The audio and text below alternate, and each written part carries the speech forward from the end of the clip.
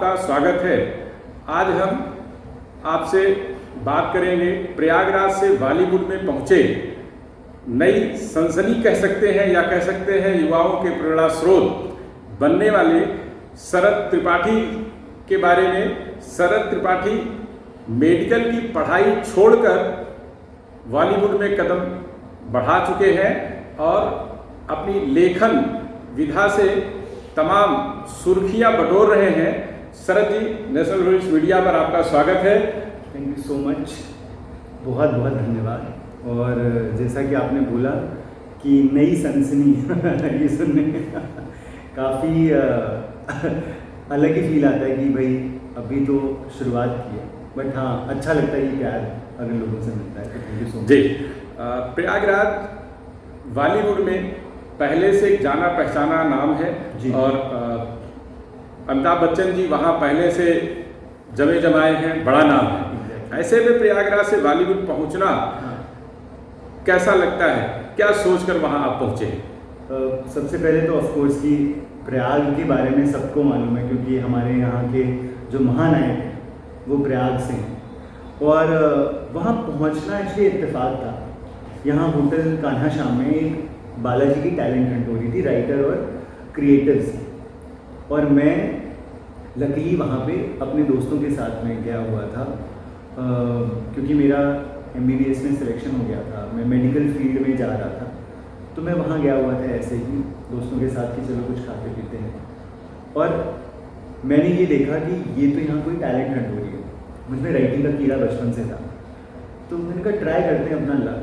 और इतनी ड्रामेटिक कहानी है वो अपने आप में। जिस तरह मैं वहाँ गया, मैंने वहाँ अपना इंटरव्यू दिया, रिटन टेस्ट दिया, उन लोगों ने मुझसे बातें की and they love me for what I am. कि मतलब मैं जिस तरह से अपने आप को प्रेजेंट कर रहा था, उन्होंने हमेशा कहा कि आप में एक देश और एक मिट्टी की खुशबू है।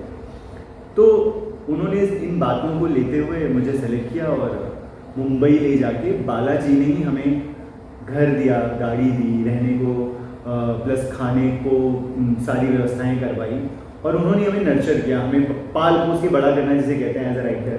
तो बालाजी ने वो काम किया एंड बाकी रेस्ट इज हिस्ट्री। फिल्मों में लिखने से पहले जी क्या क्या किया आपने? सिर्फ आवारागर्दी बाबूजी की नज़रों में आम युवाओं की तरह। तो उससे पहले मैंने सिर्फ 12वीं पास की थी और मेडिकल का टेस्ट दिया था, और मैं मेडिकल ही ज्वाइन करने जा रहा था। मेरी रैंक आई थी, बहुत अच्छी भी नहीं थी पर बहुत ख़राब भी नहीं थी, तो मैं ठीक ठाक सी रैंक थी और मैं हिस्सा बनने जा रहा था मेडिसिन बोर्ड का, क्योंकि मेरे भाई साहब जो है वो डॉक्टर है, MBBS डॉक्टर थे, मतलब उस समय KGMC में पढ़ रहे थे। तो ये था पिताजी का सपना कि बड़ा बेटा डॉक्टर, छोटा बेटा डॉक्टर, 2 बहुएं डॉक्टर, डॉक्टर ही डॉक्टर, नर्सिंग होम, सपना सेट है।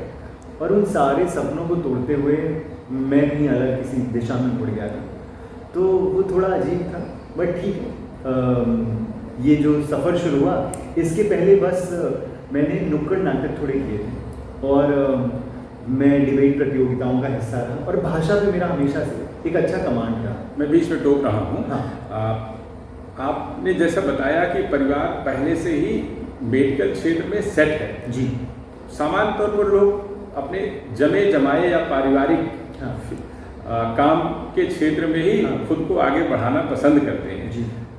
आपने भी मेडिकल की तैयारी की, जी, आगे बढ़ चुके जी। अचानक फिर क्या ऐसा क्या हुआ, क्यों आपको लगा कि नहीं अब मुझे लेखन के क्षेत्र में जाना चाहिए? क्या? अब इसमें मैं 2 बातें कहूँगा। जैसा कि एक आपने कहा कि जो लोग जमी जमाए बिजनेस में या काम में ही आगे बढ़ते हैं, इसी को तो नेपोटिज्म कहते हैं, जिसके लिए सिर्फ बॉलीवुड वालों को ही परेशान किया जा रहा है, जबकि नेपोटिज्म हर जगह है। तो मैं उसी नेपोटिज्म का हिस्सा नहीं बनना चाहता था। तो मैंने कहा कि अगर घर में बड़ा भाई डॉक्टर है और सारे डॉक्टर बन जाएंगे, उससे अच्छा है एक ऐसी चीज़ की जाए जिसमें आपका पैशन, मतलब जो आपका पैशन हो, अगर अपने पैशन को आप अपनी जॉब बना लेते हो तो काम आसान है, वो काम नहीं लगता, फिर मौज लगती है। तो और मुझे था कि लाइफ में मैं खुश रहूँ जो भी करूँ, बी अ डॉक्टर, या मैं एक डॉक्टर बनूँ या मैं राइटर बनूँ। और राइटिंग का कीड़ा था, लिखने का शौक था, इसीलिए मैंने कहा कि अलग राह भी चुन रहा हूँ, तो ये वो ऐसी राह है जहाँ पे कि ठोकरें भी मिली और तालियाँ भी मिली, और अगर मुझ में जज्बा है तो मैं ठोकर से ताली तक का सफ़र तय कर लूँगा। तो बस इसलिए मैंने वो एक मतलब रूट बदला एंड थैंकफुली सबकी विशेष काम आई। मेरा पैशन और एंथुजियाज्म मतलब एक मुकाम तक ले गया मुझे। परिश्रम रंग लाया। बिल्कुल। अभी क्या नया प्रोजेक्ट क्या अभी चल रहा है? मैं सीरीज़ ऑफ प्रोजेक्ट कर रहा हूँ। अगर एक तरह से देखा जाए, मैंने 16 साल राइटिंग की टीवी में, 16 साल में 40-50 से ज़्यादा टीवी शोज़ किए हैं और दर्शकों ने कितने देखे मुझे नहीं पता, पर आंटियों और भाभीयों ने सब देखे हुए हैं और मैं आंटी और भाभी में बहुत रहती हूँ। उन सबको पता है कि ये वाला शो, अरे क्या बात है। मतलब मैं अगर किसी अंकल को बोलता हूँ कि मैं ये लिखता हूँ तो वो मुझे ऐसे देखते हैं कि अच्छा कुछ लिखा होगा, कौन है। और भाभीयों के सामने बोल देता हूँ तो हाथ पकड़ बिठा लेते हैं, भैया आगे क्या होगा बताइए। तो मतलब घर घर पहचान बन चुकी हाँ, है। घर घर मतलब पहुंच चुका है हमारा सीरियल उसी हिसाब से।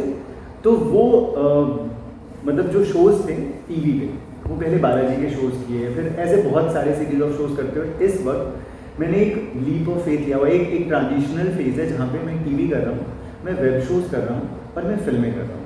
तो टीवी में मेरा एक शो आने वाला है कलर्स पे, सिर्फ तो, जो 14 या 15 नवंबर से 8 बजे रात को कलर्स पे ये शो आएगा।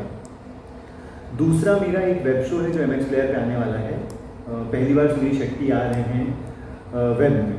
ठीक। तो सुनील शेट्टी की वेब सीरीज़ है द इनविजिबल वुमन, अभी तक उसका नाम है, शायद नाम बदला जाए, बट तो ये मतलब अन्ना की पहली वेब सीरीज़ है जिसका मैं हिस्सा हूँ। इसके लिए मैं डायलॉग्स कर रहा हूँ। इसके अलावा एक और वेब सीरीज़ है ऑल्ट बालाजी की, हेलो जी, उनका एक पहला सीज़न आया था ऑल्ट पे, उसी का दूसरा सीज़न है, तो वो एक शो कर रहा हूँ। और फिर मेरे पास अभी 2 फिल्मों का ऑफर है। एक प्रकाशा प्रोडक्शन की ही रावण मारा गया, मेरी एक स्क्रिप्ट है जो कि अभी सेलेक्ट हुई है, तो ये मेरा एक नया प्रोजेक्ट है फिल्मों में जो कि आने वाला है। इसके अलावा मैं बहुत सारे गाने बना रहा हूँ और डायरेक्ट कर रहा हूँ। खुद मैं लिखता भी हूँ, तो वो लिख रहा हूँ और डायरेक्ट कर रहा हूँ।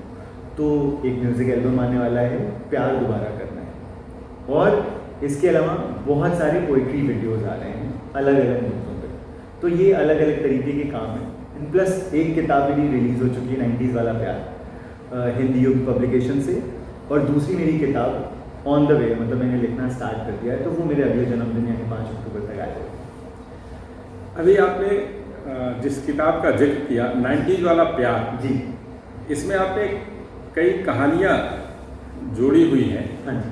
क्या है, थोड़ा पुस्तक के बारे में बताएं।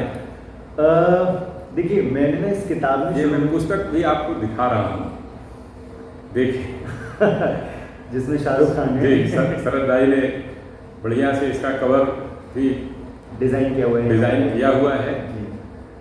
तो जी, तो बेसिकली ये जो 90s वाला प्यार है, इसमें मैंने इसकी जो शुरुआत है उसमें लिखा भी हुआ इंट्रो में कि ये वो दौर था जिस दौर के लोगों ने मतलब सब कुछ देखा है।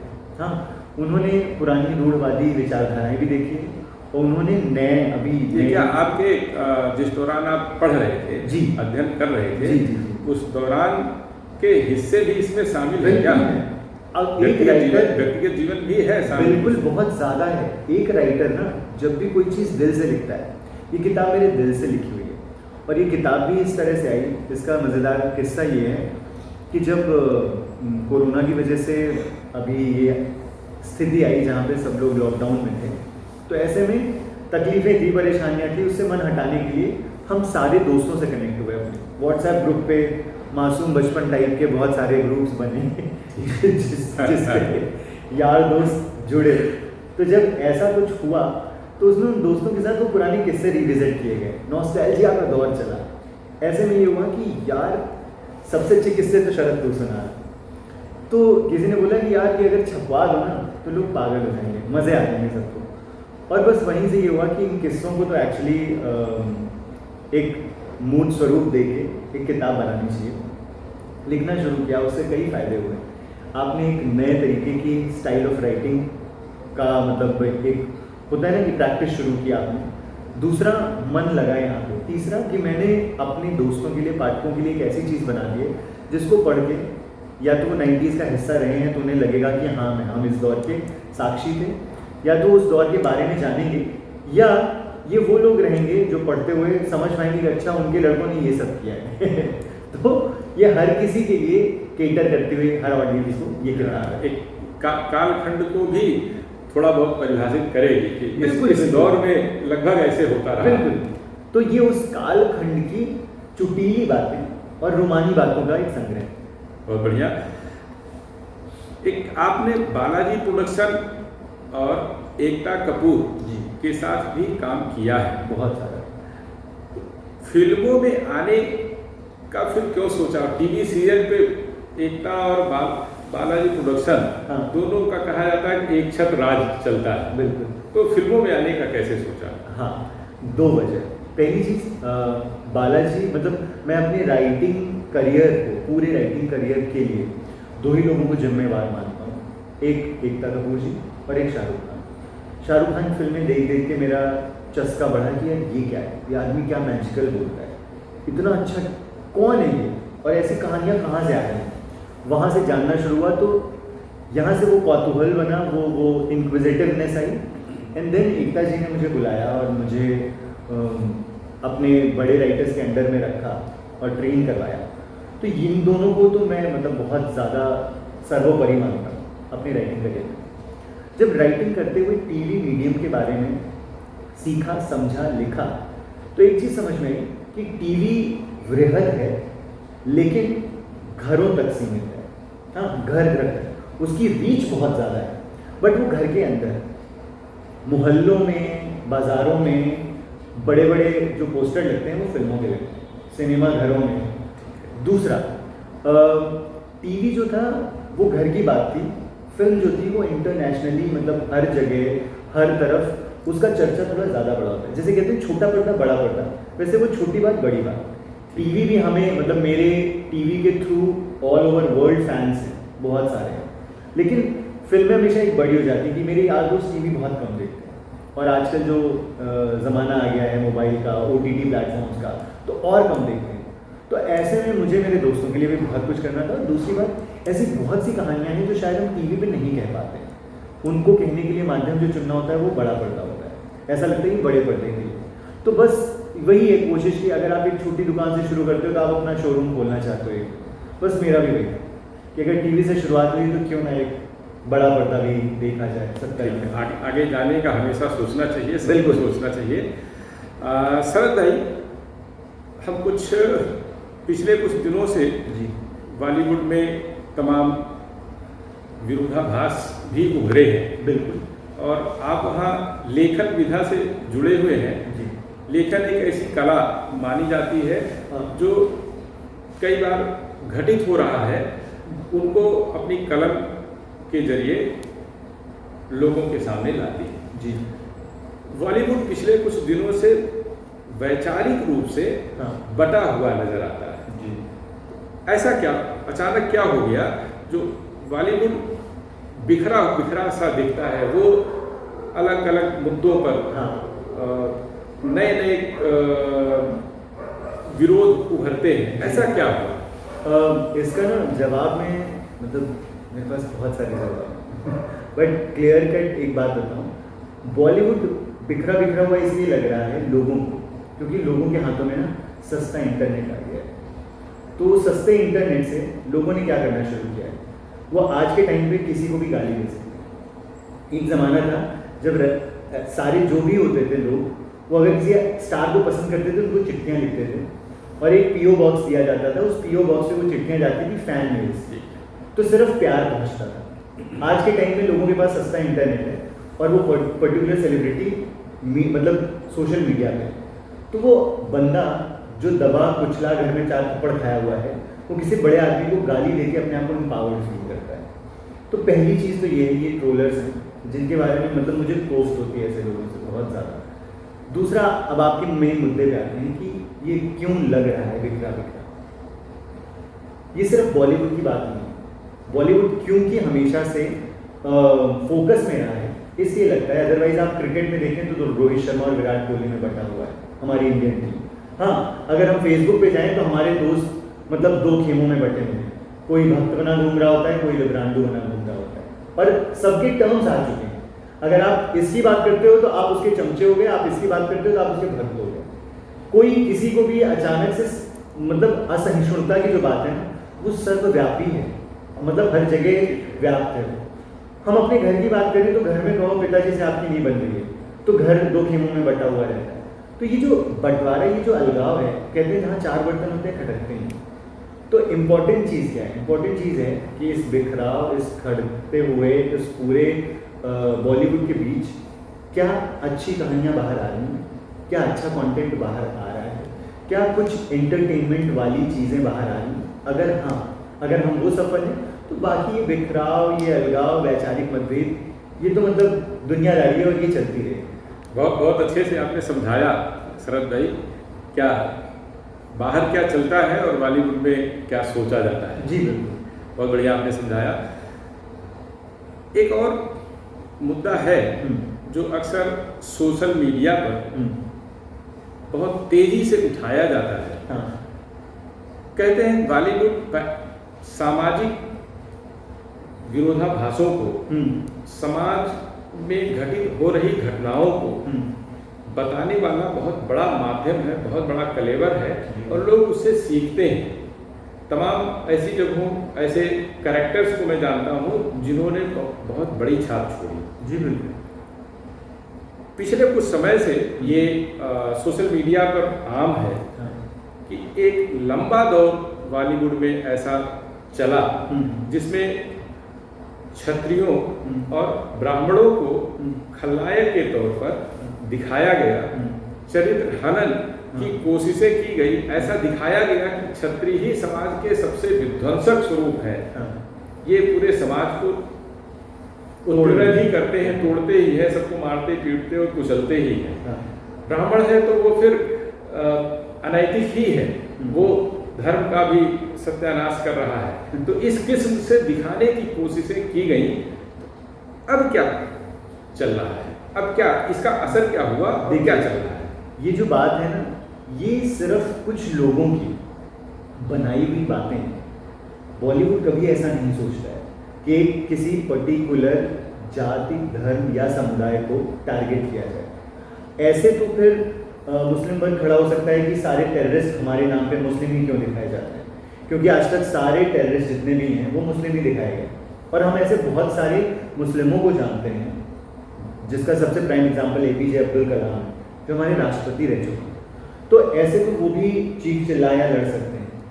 और जो रही बात ब्राह्मणों की अनैतिकता या क्षत्रियों की अनैतिकता, तो देखिए हमारे समाज में भी, मैं मतलब एक एग्जाम्पल देता हूँ हर किसी को, कि कोई भी एक घर होता है, उसमें अच्छे भी लोग होते हैं, उसमें बुरे भी लोग होते हैं। वैसे ही बॉलीवुड की सिर्फ ये कोशिश रहती है कि हमारे इस पूरे देश में जहाँ सर्वधर्म संप्रदाय है, वहाँ पे कुछ लोग हैं जो गलत हैं।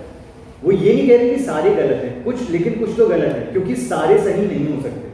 तो वो जो कुछ गलत हैं, हमारी सिर्फ ये कोशिश है कि अपने आसपास नज़र डाल के उन कुछ को पहचानिए और उनसे बच के रहिए, क्योंकि ऐसे कुछ एग्जिस्ट करते हैं। और एग्जाम्पल उसका बड़े बड़े मठ के ऐसे बहुत सारे बाबा लोग भी हैं जो जेल के पीछे हैं, बहुत सारे लोग जिनको कि सुप्रीम कोर्ट ने या कोर्ट ने ही कन्विक्ट किया हुआ है। तो जब ये सारी चीज़ें हो रही हैं और समाज का हिस्सा है, तो हम उनसे आँख कैसे मूंद सकते हैं? हम कैसे ये कह सकते हैं कि बॉलीवुड क्योंकि दिखा रहा है इसलिए ये लोग बुरे दिख रहे हैं? ऐसा नहीं है। हर घर में ऐसे बहुत सारे, आप किसी भी स्टेशन में चले जाइए थाने के, दहेज उत्पीड़न, यौन उत्पीड़न, हाँ दलित उत्पीड़न, ब्राह्मण उत्पीड़न के 5000 केसेस होंगे, ठीक, जातिवाद पे 5000 केसेस होंगे। वो केस एग्जिस्ट करते हैं, इस वजह से तो वो कहानियाँ बन रही हैं। तो किससे कहानियाँ, ऐसा नहीं है कि किसी दिन 2 लोग बैठ के ये बात करते हैं कि आओ ब्राह्मणों की मतलब जातिवाद के बारे में बात की जाए। मैं खुद ब्राह्मण हूँ, मैं बिल्कुल पसंद नहीं करूँगा, मेरे धर्म पर आघात होगा तो ये शायद मेरे लिए एक बहुत मतलब बुरी बात होगी और शर्मिंदगी की बात होगी अगर मैं उस बारे में सुनूंगा, देखूंगा और चुप रहूँगा। बट अगर मुझे किसी के इंटेंट के बारे में पता है, किसी के इंटेंशन, किसी की जो अभिव्यक्ति हो रही है उसके रियल कारण का पता है अगर, तो फिर मैं मानूंगा कि अच्छा हाँ भाई ये उसके बारे में कह रहा है। हम लोग अपनी बहुत सारी, कोई एक दुष्ट चाची, हाँ नलायक बुआ के बारे में बात करते हैं क्योंकि वो होती हैं। तो ऐसे ही कोई एक दुष्ट पंडित होगा, कोई एक कमीना मुस्लिम होगा, कोई एकदम मतलब जो कहते हैं ना कि दुष्ट टाइप का कोई क्षत्रिय होगा, हमारे आसपास होंगे। तो मेरे दोस्तों, मेरे भाइयों, आप उनको याद कीजिए, ये मत बिल्कुल याद कीजिए कि सारे क्षत्रियों के बारे में बात हो रही है। बहुत बढ़िया शरद भाई। नए दौर में रियल और हिस्टोरिकल स्टोरी पर हाँ। बहुत काम हो रहे हैं। जी, बिल्कुल। अब आगे क्या संभावना दिखती है? अभी तमाम हिस्टोरिकल चीज़ों पर तमाम कुछ फिल्में आई पीछे जी, और जी। अच्छी आई, पसंद की गई, लोगों के बीच में पसंद की गई। कुछ का बहुत विरोध भी हुआ। हाँ, कुछ का विरोध भी हुआ, कुछ बिल्कुल। पसंद की गई। कमर्शियली ज़्यादातर फिल्में हिट हुई। जी। अब क्या चल रहा है? देखिए, आने वाला दौर जो है वो है बहुत सारी जीवनियों का, बहुत सारे रियल लाइफ हीरोज़ का। जब हम बात करते हैं कि बॉलीवुड हमें क्या दे रहा है, तो ये बॉलीवुड है जिसने घर घर तक लोगों को मिल्खा सिंह के बारे में कहानी पहुंचाई। मैरी कॉम को शायद कोई नहीं जानता था अगर प्रियंका चोपड़ा मैरी कॉम ना बने। हम बस अखबारों की 4 सुर्खियां देख लेते हैं, अच्छा स्वर्ण पदक ले आई, कांस्य पदक ले आई, और फिर हम भूल जाते हैं। हाँ, पान सिंह तोमर जैसी पान सिंह फिल्मों तोमर में के बारे में तो किसी को पता नहीं किसी को नहीं पता था। फिल्म से ही अधिकांश लोगों को पता Exactly. था। और उस फिल्म ने नेशनल अवार्ड जीता। तो ये जो अगला दौर है, जैसे अभी ऊधम सिंह आई है, जी। तो बॉलीवुड का अब जो अगला फेज है, उनकी कोशिशें सिर्फ यही है कि वो ऐसे रियल लाइफ हीरोज़ को ला के दिखाएं। थोड़ा ड्रामेटिक और थोड़ा नाटकीय रूपांतर करना पड़ता है। प्लीज़ उसके लिए आप लोग हर्ट मत होइए, अगेन मैं कहूँगा वो इसलिए होता है मेरे भाई, क्योंकि अगर हम उसको थोड़ा ड्रामेटिक नहीं करेंगे तो वो एक डॉक्यूमेंट्री हो जाएगी, और डॉक्यू ड्रामा कोई नहीं देखना चाहता। ठीक है। तो इसलिए ताकि घर वाले जाएं तो थोड़ा हंसें, थोड़ा रोएं, थोड़ा नाचें गाएं, और उस इंसान के बारे में अवेयर हों। उसके बाद मेरा हमेशा ये कहना होता है, फिल्म देखने जाइए तो ये मत समझिए कि वो एक टेक्स्ट बुक चल रही है और आपको वही रीड करके याद करके आना है। ये समझिए कि उसने आपको एक मुद्दे के बारे में अवेयर कराया, घर आइए और उसके बारे में पढ़िए। तो ये आपकी असली सीख होगी। कोरोना के दौरान जब लॉकडाउन लगा जी। तो पूरे देश के कारोबार हम्म। जिस किस्म से प्रभावित हुए, बाजार प्रभावित हुए, जी। फिल्में भी प्रभावित हुई और आर्टिस्ट भी प्रभावित हुए। बहुत बहुत ज़्यादा। अब लॉकडाउन खुल चुका। लॉकडाउन के दौरान भी हम्म। नए नए तमाम किस्म के प्रयोग किए गए। जी बिल्कुल। जो नए प्रयोग हुए वो किस हद तक सफल दिखते हैं। जी। पुरानी जो परंपरागत तरीके से फिल्मों के रिलीज का तरीका था, जी। उनमें भी क्या कुछ बदलाव आने की अब संभावना लगती है क्या? हाँ, देखिए, कोरोना ने हम सबको एक नए जीवन से अवगत कराया है। नया जीवन जो कि बहुत ही डिजिटल, बहुत ही तकनीकी रूप से अलग और डिफरेंट सा है, उस जीवन से अवगत कराया है। फिल्मों का कहने का तरीका, देखिए, कहानी कहने का तरीका कभी नहीं बदलेगा। आदिकाल से अनंत काल तक वो सेम ही रहने वाला है। वही इमोशन, वही जज्बात, वही बातें, वो सब रहेंगी। बट उसको फिल्माने का तरीका बदला कि कोरोना काल में एक ऐसा वक्त आया कि लोगों के घर कैमरे भेज दिए गए, लोगों ने कैमरे के सामने एक्टिंगें की और सबका जोड़ के कुछ ना कुछ बनाया गया। उस वक्त मतलब मैंने एक दौर था जब मैंने हाथ से लिखी हैं स्क्रिप्ट्स और मेरे हाथ का लिखा हुआ फोटोकॉपी होके बढ़ता था, लोग उसको पढ़ते थे। फिर एक दौर आया जब मैंने लिखना शुरू किया लैपटॉप पे, सबको मेल जाने लगा, लोग पढ़ने लगे। फिर एक दौर ये था जहाँ पे हम लोग वीडियो कॉल पे एक दूसरे को सिर्फ बता दे रहे हैं कि ये है, ऐसे ऐसे करना है, और वो चीज़ें वहाँ पे इंसान कर रहा है। तो कोरोना ने हमें ये सिखाया कि at any cost the show must go on, कि काम रुकना नहीं चाहिए, कहानियाँ बनती रहनी चाहिए।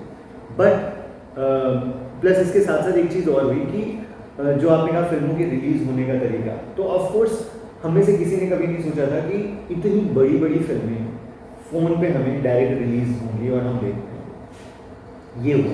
पर आने वाले वक्त में जब हम सारे होपफुल हैं कि दुनिया बदलेगी और वापस से नॉर्मल होगी, बदलेगी क्या, अपने पुराने स्वरूप में आएगी, तो उस वक्त अब जो बदलाव है वो ये है कि लोग बुरी फिल्मों को मतलब आउटराइटली रिजेक्ट करने वाले। अब वो दौर गया कि हम कुछ भी गंदा सा ला के दिखा देंगे और लोग क्योंकि घर पे बोर हो रहे हैं तो वो जाके देख रहे हैं। अब वो नहीं होने वाला। अब हमें अपने कंटेंट पे बहुत काम करना होगा। तो हमारी मेहनत बढ़ा दी है कोरोना ने। अपेक्षाएं और हम लोगों से जो उम्मीदें हैं वो बढ़ चुकी हैं। कंटेंट में क्या बदलाव आ रहा है? बीच में हुआ जैसे कोई एक फिल्म हिट हो गई तो उसके पीछे पीछे उसकी नकल वैसे तमाम फिल्में आ जाती हैं। बिल्कुल। तो ये अब क्या कंटेंट में किस बदलाव की जो क्योंकि बात आप है। लेखक हैं, जी, जी। कभी भी हैं, हाँ। तो कंटेंट में क्या बदलाव आ रहा है? जैसे कंटेंट की एक कमाल बात क्या होती है, कंटेंट हर 5 से 10 सालों में अपने आप को पूरा रिवाइज करता है। हाँ, एक दौर था, याद कीजिए, ऋषिकेश दा का दौर। ऋषिकेश मुखर्जी कैसी फिल्में बनाते थे, आम आदमियों की कहानी। उनकी फिल्मों का हीरो कैसा होता है, आप हीरो देख लीजिए उनके, कि कोई भी मतलब ऐसा लगता था कि आस पड़ोस का कोई एक आदमी है। उसके बाद दौर आया मसाला फिल्मों का, ठीक है। उसके बाद फिर से दौर आया रोमांटिक फिल्मों का, शाहरुख खान दौर। अब वापस से फिर उसके बाद दौर आया भाई वाला, एक्शन वाला, लार्जर देन लाइफ। अब हम वापस से मतलब वो उत्पल चैटर्जी, बासु चैटर्जी और ऋषिकेश मुखर्जी वाले दौर में, जहां आम आदमी हीरो है। आयुष्मान खुराना या राजकुमार राव के इतने ज़्यादा हिट होने की वजह यही है कि वो एक आम आदमी दिखते हैं, हीरो नहीं दिखते। तो हमारा आज का जो कंटेंट है वो रिलेटेबल कंटेंट चल रहा है। एक ऐसी बात जिसको देख के सुन के लगे हाँ यार ये हमारे अगल बगल ही तो है, ऐसा किरदार हमारे आसपास ही तो है। क्यों? क्योंकि लोग रिलेटेबिलिटी ढूंढ रहे हैं सिनेमा में। तो ये दौर रिलेटेबिलिटी का है। जितना ज़्यादा रियल, जितना ज़्यादा ईमानदार कंटेंट आप बनाएंगे, जितनी ज़्यादा सिंपल सधे हुए शब्दों में बात कहेंगे, उतना ज़्यादा लोगों के दिल तक पहुँचेगी। तो ये आज का दौर बहुत ही स्लाइस ऑफ लाइफ वाला दौर है कहेंगे। बहुत बढ़िया। आप लेखन विधा से जुड़े हुए हैं जी। आपके पड़ोस के जिले से, अमेठी से, हाँ। एक मनोज मुंसिफ भाई साहब। मुंबई में हैं। पिछले दिनों हाँ। उनके कई वीडियोज वायरल हुए, बिल्कुल। और उसमें उन्होंने कुछ तंज किया, कुछ व्यंग्य किया, हाँ। कुछ रियल चीज़ें बताने की कोशिश की, जी। और पूरी एक सोशल मीडिया से लेकर लोगों के, क्योंकि स्मार्टफोन है तो जी। बहुत बड़ी संख्या में लोगों के पास मनोज मुंसिफ भाई पहुँचे। जी। एक उसे लगा कि वहाँ कुछ नए किस्म का भी काम चल रहा है। जी। आप उसको किस रूप में लेते हैं? देखिए, मुझे लगता है पहली बात तो Manoj Muntashir ji is one of the finest artist we have. मतलब एक बहुत ही कमाल फनकार, जिनकी लेखनी, जिनकी क्या कहते हैं कि भाषा शैली, बातें, वो भी कमाल है। और मुझे ये लगता है कि एक व्यक्ति जिसके पास इतने अच्छे शब्द, इतने कमाल के विचार और उतनी ही गजब की शैली, प्लस माशाल्लाह बहुत ही खूबसूरत दिखने में, अच्छी पर्सनालिटी, तो ऐसा इंसान अगर अपने कुछ विचारों को सोशल मीडिया पे आकर व्यक्त कर रहा है, तो हमारे मतलब इस देश में फ्रीडम ऑफ स्पीच है, और वो एक भाषा को लेके, एक मतलब भाषा कह रहे हैं, एक मुद्दे को लेके या विषय को लेके अपनी बातें कह रहे हैं सोशल मीडिया पे, तो मतलब ये उनको पूरा अधिकार है ये बातें कहने का, और वो मतलब संपूर्ण रूप से स्वतंत्र हैं। इस बारे में जिन्होंने उनका सपोर्ट किया बहुत अच्छी बात है, और जो उनके अगेंस्ट भी हैं मैं उनको भी इसलिए गलत नहीं बोलूँगा, क्योंकि ये उनके अधिकार है, ये उनकी सोच है कि वो उससे इत्तेफाक नहीं रखते हैं। तो मैं एक बात बोलूँगा हर उस इंसान को जो कहीं एक अच्छी जगह पे है, कि आप जिस बात पे बिलीव करते हैं आप उस बात को करिए, बट उसको इम्पोज मत करिए, ज़बरदस्ती मत कीजिए। तो वो अगर अपनी बात रख रहे हैं तो वो बहुत अच्छी बात है। हाँ, अगर वो ये कहें कि आपको यही मानना है तो वो गलत होगा, जो कि वो नहीं कर रहे। ठीक है। तो मुझे लगता है कि वो अपनी जगह बिल्कुल सही है, और भगवान करे कि मतलब ऐसे जो भी लोग हैं जो अच्छी बातें कहना बोलना जानते हैं, वो सामने आए और ये बातें करें। शरद भाई, हम सभी लोग ये उम्मीद करते हैं कि दीपावली है, आज धनतेरस है, आपको धनतेरस की ढेर ढेर सारी शुभकामनाएं, बधाई। कल हनुमान जयंती है, हनुमान जी आपकी जीवन को खुशहाल बनाएं, आपको स्वस्थ रखें, निरोगी रखें।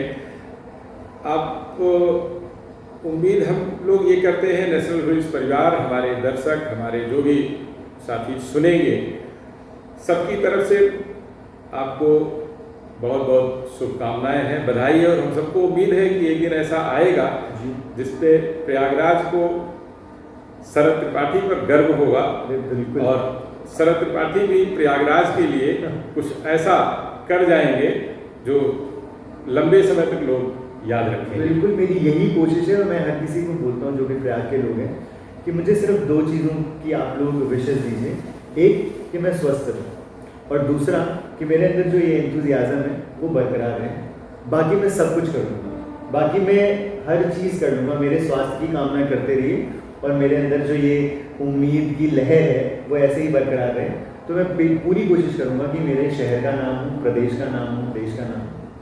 तो शरद भाई आप ऊर्जा से भरपूर हैं और नेशनल रूल्स परिवार की तरफ से आपको बहुत बहुत धन्यवाद। Thank you so much. आपने हमसे बात की, आपको बहुत बहुत धन्यवाद। नमस्कार, थैंक यू सो मच।